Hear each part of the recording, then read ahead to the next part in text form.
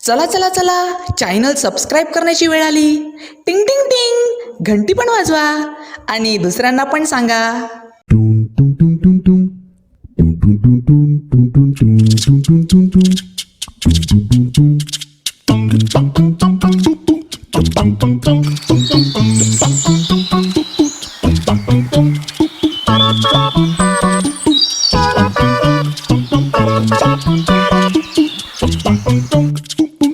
वसईमध्ये राहणारं एक गोंडस असं कुटुंब म्हणजेच ॲलेक्स व बेला यांचं. कुटुंबाच्या जबाबदारीमुळे पुण्याला व्यवसाय करणारा ॲलेक्स व वसईला त्याचे आई बाबा व घर सांभाळणारी त्याची गृहिणी बेला.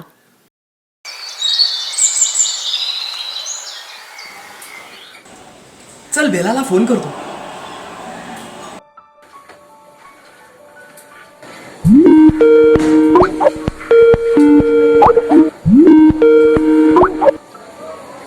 अरे ॲलेक्स, आज या टायमात कसं काय कॉल केला तू? हॅलो बेला, अगं दुपारच्या जेवणाची वेळ झाली. हो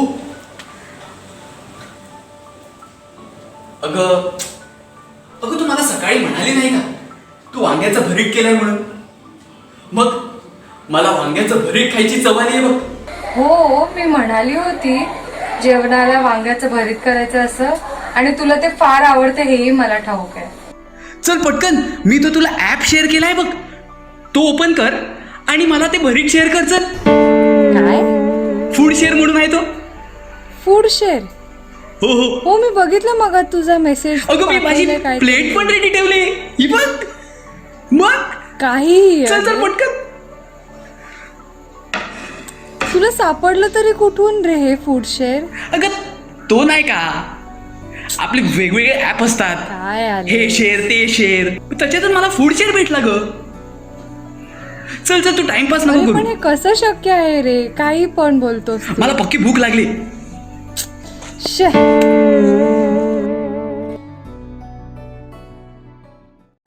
हॅलो बेला. ॲलेक्स, कसा आहेस रे तू? मी अगदी छान आहे ग. तू कशी आहेस? मी पण व्यवस्थित. पुण्यात परिस्थिती कशी रे? बेला तुला काय सांगू, अगं इथे पुण्यामध्ये ना सर्व रस्ते सील झालेत बघ, आणि या लॉकडाऊनमुळे तर बाहेर निघणंच होत नाही. खरंच नुसता वैताग आलाय. बेला, अगं वसईला काय परिस्थिती आहे ग? वसईला पण जागोजागी सील केलंय, पण आवश्यक वस्तूची दुकानं खुली आहेत. आहे, हे बरं झालं बघ. हो अगं, पण आईची तब्येत कशी आहे? तिला तर वेळोवेळी औषधं मिळतात ना ग? हो रे, औषधांचा असा काही त्रास होत नाही. मेडिकल चालूच आहेत ना. हो, तर मग छान आहे. पेला, अगं बाबांचं काय होत असेल ग? त्यांना तर सकाळची मिसा ऐकण्याची किती फार सवय आहे, आणि संध्याकाळी मित्रांबरोबर फेरफटका मारायला त्यांना तर किती आवडतं. सुरुवातीला थोडी झाली चिडचिड, पण आता सकाळी आम्ही ऑनलाईन मिसा बघतोच एकत्र. असं म्हणते? आणि संध्याकाळी ते पुस्तकं वाचण्यात गुंतून जातात. म्हणजे त्यांचं तर मन रमत असेल मग. हो बेला, खरंच मला असं वाटतं ना की मी किती नशीबवान नवरा आहे की मला तुझ्यासारखी बायको मिळाली, जी कुटुंबाची इतकी काळजी घेत आहे, आणि माझ्या आईवडिलांची सुद्धा. बेला, पण हे सर्व करत असताना तू तुझ्या तब्येतीची काळजी घे ना. हो रे, मी माझी काळजी घेईन. तुला तिथे खायला वगैरे मिळते का व्यवस्थित? तू म्हणाला सील्ड आहे सगळं. बेला, अगं मला इथे वेळेवर जेवण मिळतं आणि सर्व सोयी पण आहे तिथे. तू त्याची काळजी नको करू. आणि हां, संध्याकाळी प्रार्थनेच्या वेळी आपण पुन्हा भेटू. हो हो, नक्कीच भेटू संध्याकाळी प्रार्थनेच्या वेळी. चल, ठेवते मी. हो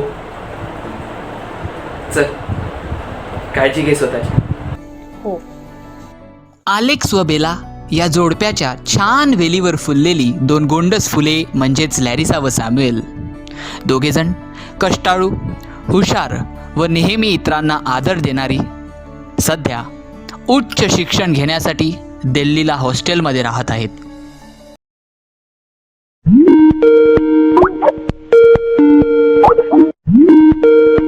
फायनली तू कॉल केलास ना.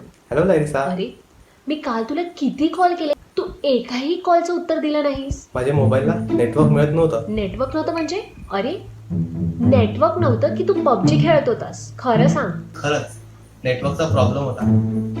तू कॉल कशाला केला होता? कॉल कशाला केला म्हणजे? आता मी तुला कॉल पण नाही करू शकत. आता आपण ह्या लॉकडाऊनमध्ये अडकलो आहोत ना, म्हणून तुझी चौकशी करायची होती. हो ग. ह्या क्वारंटाईन झाल्यामुळे आपण आपल्या हॉस्टेल्समध्ये अडकलो आहोत. मग तुझं हॉस्टेल लाईफ कसं चालू आहे आणि तुझ्या क्लासेसचं काय झालं? लॉकडाऊनमुळे काही दिवस आम्हाला सुट्टी होती, पण आता काय आम्हाला म्हणतोस? ऑनलाईन क्लासेस चालू केले आहे. ऑनलाईन क्लासेस चालू झालेत? वा रे वा, तुझी तर मज्जा आहे. आणि टीचरांना सुद्धा आम्हाला पाहिल्याशिवाय कुठे शीत लागतं ग. तुझ्या एक्झामचं काय झालं? माझ्या एक्झामचं काय होणार? आता तर मी फुल ऑन टेन्शन फ्री. अरे माझी एक्झामच पोस्टपोन झाली आहे. हो. आणि हॉस्टेल लाईफ हॉस्टेल ती लाईफ कशी चालली आहे? हॉस्टेल लाईफ चालू आहे रे. काय सांगू, रोज डाळ आणि भाजी खाऊन जगावं लागतं. मला एकदा घरी कधी जाते ना असं होते. हो, आता आई नाही ना लाड करायला. हो ना सॅम, खरंच. अरे घरची खूप आठवण येते रे. जर आपण घरी असतं तर किती छान झालं असतं ना. म्हणजे आई बाबा आजी आजोबा ह्यांच्यासोबत मन रमून गेलं असतं. आणि आणि आपली लोक सोबत असली म्हणजे कसली भीती आणि कसला कंटाळा. हो लॅरिसा, पटतंय मला तुझं. पण तू असा विचार का करतेस? कित्येक लोकांना राहायला जागा नाही, 2 वेळचं जेवण देखील मिळत नाही. आपण तर नशीबवान आहोत, आपल्याला राहायला जागा आहे, 2 वेळचं जेवण मिळते. हो ना. अरे मी काय सांगते, अजून आई बाबांचा कॉल कसा नाहीये? हो हो, आई करतच असेल कॉल. ठीक आहे ठीक आहे, आपण एक सेल्फी घ्यायची का? थांब थांब. Okay, smile. ह्या कुटुंबातील सदस्य वेगवेगळ्या कारणांमुळे जरी लांब राहत असले तरी मात्र एकमेकांची विचारपूस करणं हा या कुटुंबाचा जणू काही एक गुणधर्मच आहे. संध्याकाळी एकत्रपणे केलेली रोजरी, दैनंदिन जीवनाची विचारपूस व लॅरिसा आणि सॅम्युएल ह्यांच्या अभ्यासाची चौकशी, अशी या कुटुंबाची जडणघडण होती.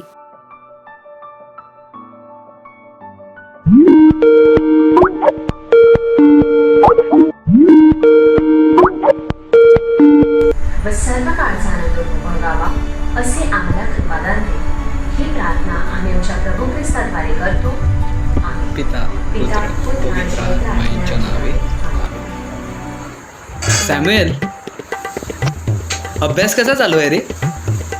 आता तर लॉकडाऊनच्या परिस्थितीमध्ये तर मोकळा वेळ मिळत असेल नाही का? हो बाबा, म्हणजे काय, तो तर कॉलेजमधून पहिला येण्याची तयारी करत आहे. म्हणजे बस, बस. शेवटून पहिला. तू नको माझ्या अभ्यासाची काळजी घेऊ. आणि बाबा, आमचे आता ऑनलाईन क्लासेस चालू केले आहेत. ऑनलाईन क्लासेस चालू आहेत की ऑनलाईन गेम? बरोबर बोलली साई. कसं ओळखलं? असं आई, तू पण? अगं, संपूर्ण दिवस तर माझा क्लासेसच्या मागे जातं, आणि एकदा ते का संपले का असाइनमेंटचं झंझट. बरं सॅम्युएल, ठीक आहे.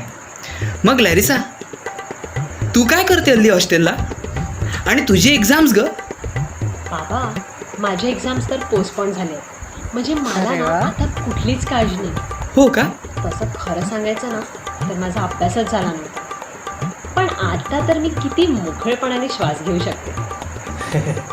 बघा बघा, स्वतःचा काय झाला नाही आणि हो ना आली बाबा. मोठी मला शिकवायला. लॅरिसा, अगं तुझी आयत्या वेळेवर अभ्यास करण्याची सवय काही सुटणार नाही वाटतं. परीक्षा आली की अभ्यास करायला बसते आणि मग टेन्शन घेऊन राहते. काय हे? हो, ते सगळं जाऊ दे. पण तुम्ही दोघं वेळेवर जेवतात की नाही? आणि आजचं जेवण झालं की नाही तुमचं? अगं आई, आमचं जेवण कधीच झालं. आणि तू विचारू सुद्धा नको मी आज जेवायला काय खाल्लं. मी आज मेथीची भाजी खाल्ली. मेथीची भाजी कोण बनवतं ग जेवायला? मग अरे वा, हा तर मोठा चमत्कारच झालाय. घरी बनवलेली मेथीची भाजी आजपर्यंत एकदा बघितली सुद्धा नाही. आई, आमच्या हॉस्टेलला ना खिचडी केली होती. हे कळताच मी माझ्या खोलीच्या बाहेर गेलाच नाही. मॅगी होती तीच करून खाली. तू काही सुधारणारच नाही रे. कधी एकदा घरी येते ना असं झालंय मला. बरोबर बोललीस लॅरिसा. स्वयंपाकात आईचा हात कोण धरूच शकत नाही. हो, मला पण तुमची खूप आठवण येते. तुम्ही बिलकुल काळजी करू नका. तुम्ही इथे आले ना की तुमच्या आवडीचंच जेवण बनवेन. आई, पण तुला सांगू, तुझ्या हातातला स्वयंपाक आणि त्याची ती चव खूप आठवण येते गं. कधी घरी यायला मिळेल ह्याची चिंता लागली आहे. मुलांनो, मलाही एकत्र कुटुंबामध्ये भेटण्याची फार चाहूल लागली आहे बघा. पण या क्षणाला आपण वेगवेगळ्या ठिकाणी अडकलो आहोत. आपल्या स्वतःची काळजी घेतली पाहिजे नाही का? आणि एक आणखीन, आता मोकळा वेळ आहे म्हणून मोबाईल आणि लॅपटॉपवर आपला वेळ वाया नका घालू. लवकर झोपत जा जरा. मी पण आता हेच सांगणार होती. ऐकलं ना बाबांनी काय सांगितलं ते? तो मोबाईल आणि ते लॅपटॉप रात्री बाजूला ठेवायचं आणि सगळं सावरून 10 वाजताच झोपायला जायचं. हो की नाही? काय सॅम्युएल, लॅरिसा? हो आई, हो बाबा. आई बाबा, मला तरी वाटतं ना आमची झोपायची वेळ झाली, तर मी जाते हां. Good night. गुड नाईट आई बाबा. Good night Samuel. Good night. Good night Samuel. Larissa. Good night Larissa. Good night Samuel. चल बेला, ठेवतो मी. भेटू उद्या परत. Good night Alex. मोह कोणालाच आवरत नसतो. मग अशा ह्या अवस्थेत ॲलेक्स व बेलाचं कुटुंब ह्या मोहाच्या वादळात वाहून जाईल का? की त्यांच्या संस्कारावर टिकाव धरून एक आदर्श कुटुंब म्हणून खरं उतरेल?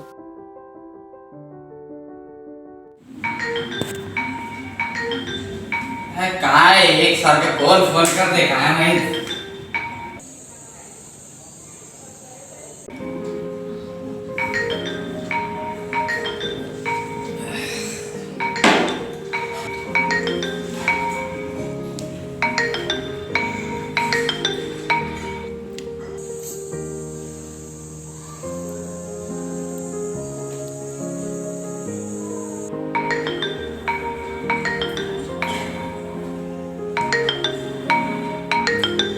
काय झाले काय माहित कोण फोन करते.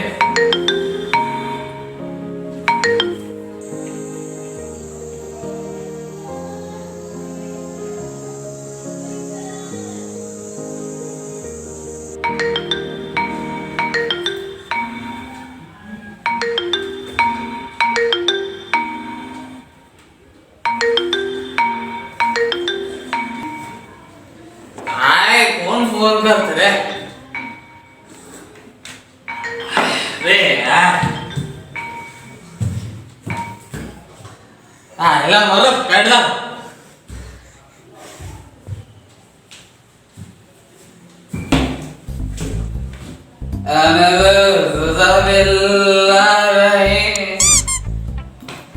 जसं ते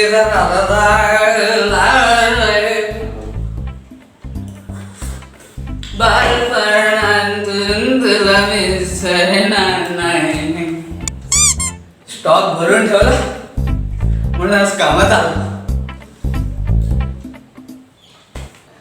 लॉकडाऊन मध्ये धमाल. हे दारू. अरे कोण फोन करतो रे एक जागा. अरे Mona darling. Hello hello Alex. अगं तुझीच आठवण करत होतो ग. मोना? कोण मोना? हो, कशी आहेस तू?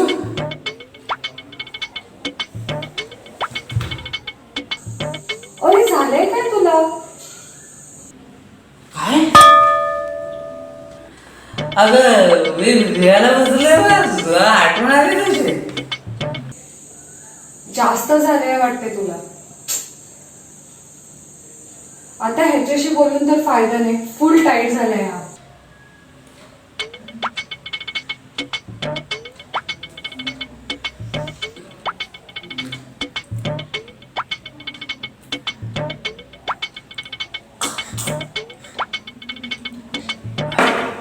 मी लॅरिसाला फोन करते.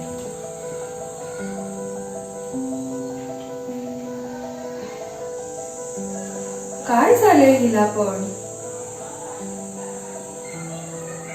सॅम्युएलशी तरी बोलून बघते मी एकदा.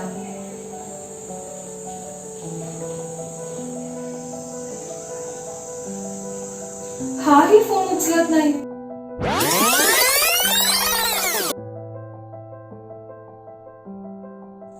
मी लॅरिसाला फोन करते.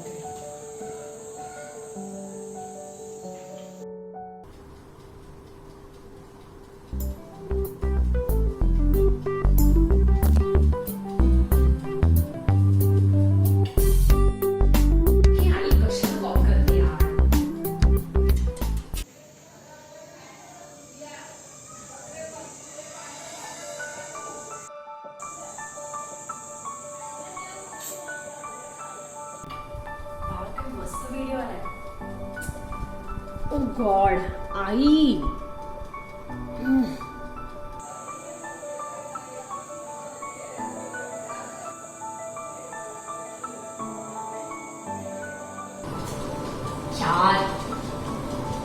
हॅलो.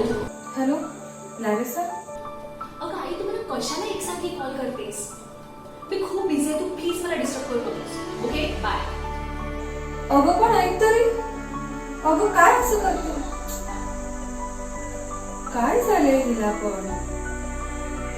सॅम्युअलशी तरी बोलून बघते मी एकदा.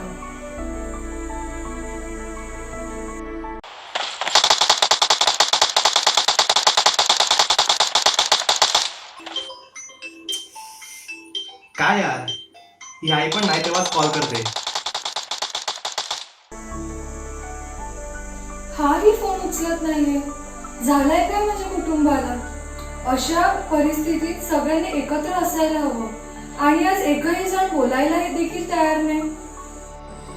मित्रांनो, हेच का चालू आहे आपल्या कुटुंबात या लॉकडाऊनच्या परिस्थितीत? विचार करूया, आपला हा मोकळा वेळ नक्की आपल्याला कुठल्या दिशेत घेऊन जात आहे? आपल्याही कुटुंबाची परिस्थिती ॲलेक्स व बेला यांच्या कुटुंबासारखी तर नाही झाली ना? मित्र, नुकताच आपण पाहिलं बेला आणि अलेक्स यांचं कुटुंब. सुरुवातीला ते किती आनंदी होते, पण कालांतराने लॉकडाऊनच्या या परिस्थितीमुळे त्यांच्या कुटुंबाची परिस्थिती ही खालावली.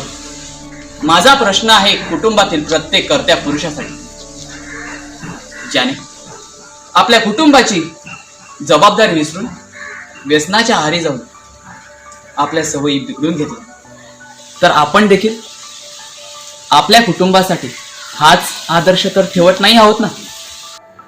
प्रत्येक कुटुंबातील गृहिणी सांभाळत आहेत का तुम्ही तुमच्या वृद्ध झालेल्या सासू सासऱ्यांना? तुमच्या मुलाबाळांवर लक्ष देत आहेत का तुम्ही? तुमच्या दुर्लक्षपणामुळे तुमची मुले वाईट मार्गाला तर निघाली नाही आहेत ना? मित्रांनो, तंत्रज्ञानाचा उपयोग आपण या दिवसात गरजेपेक्षा जास्त करीत आहोत का? असं असेल तर आपण वेळ असता त्याच्यावर आवार घेतला पाहिजे. कुटुंबातील मुलींनी ह्या लॉकडाऊनमध्ये अनेक छंद जोपासत असताना आपण या छंदात व्हावत तर नाही जात आहोत ना? आपला हा वेळ सत्कारणी लावित असताना कुटुंबातील व्यक्तींना आपण वेळ देतो का? आपल्या घरातील वृद्ध झालेले आजी आजोबा, काम करीत असलेले आई वडील ह्यांच्याशी 2 शब्द प्रेमाचे बोलायला आपल्याकडे वेळ आहे का? आपला वेळ आपण कोणत्या रीतीने घालवितो ह्याचे परीक्षण करायला हवे. आपल्या समाजाच्या उन्नतीसाठी जागरूक राहूया, सतर्क राहूया. आपल्या समाजात अनेक गरीब व गरजू व्यक्ती आहेत. अशा या वेळी आपण त्यांचा सहारा बनायला हवा. आपल्या शेजारातील, कुटुंबातील, नातेवाईकातील, गाव परिवारातील तसेच ज्यांची कोण मदत करायला नाहीत अशा व्यक्तींसाठी आपण आपला मदतीचा हात पुढे करूया. हो मित्रांनो, करोनाग्रस्त झालेल्या व्यक्तींना तुच्छतेने न वागविता त्यांना व त्यांच्या कुटुंबांना आपण मानसिक आधार देऊया. आपले सरकार, लोकप्रतिनिधी व पोलीस प्रशासन यांच्या आदेशाचं पालन करून आपण स्वतःला व समाजाला ह्या अडचणीतून आपण बाहेर काढूया. आपल्या आवारात वावरणारे मूक प्राणी व पक्षी हे भुकेने तळमळत असतात. त्यांचा विचार आपणच करायला हवा. जेव्हा व जिथे शक्य होईल तेव्हा त्यांच्या मदतीस धावून जायला आपण नेहमी तत्पर राहायला हवं. क्वारंटाईनच्या दिवसात आपण इतर करमणुकीमध्ये गुंतून जात असताना आपले आध्यात्मिक जीवन विसरून न जाता आपण ते मजबूत करण्यासाठी प्रयत्न केला पाहिजे. तर मित्रहो, आपल्या स्वतःच्या उन्नतीसाठी सावध राहूया, सतर्क राहूया, घरात राहूया आणि सुरक्षित राहूया. पीस.